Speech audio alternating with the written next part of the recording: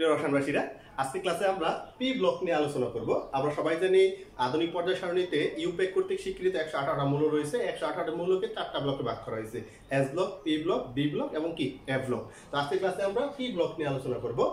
তাহলে আমরা যদি বলি কোন মৌলের ইলেকট্রন বিন্যাসে সর্বশেষ কক্ষপথের ইলেকট্রন যদি তোমার পি অরবিটালে প্রবেশ করে তাকে আমরা কি বলবো? পি ব্লক মৌল বলবো। ঠিক আছে, যেমন মনে করো আমরা যদি একটা মৌলের ইলেকট্রন বিন্যাস করি, যেমন মনে করো ফসফরাস। ঠিক আছে, ফসফরাসের ক্ষেত্রে ইলেকট্রন বিন্যাস করলে 1s2 2s2 2p6, তারপর হচ্ছে তোমার কি 3s2, তারপরে কত 3p3।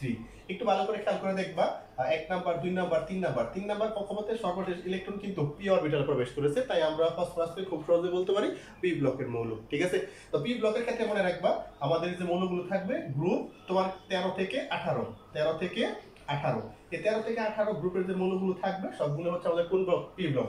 আর পি ব্লকের ক্ষেত্রে মৌল সংখ্যা হচ্ছে তোমার কতটি? 36টি। মনে থাকবে সবার? তাহলে আমরা যদি আরেকটু সহজে বলি, পর্যায় সারণীতে গ্রুপ 13 থেকে 18 যে মৌলগুলো আছে এগুলোকে পি ব্লক বলা হয়। পি ব্লকের মৌল কতগুলো? 36টা।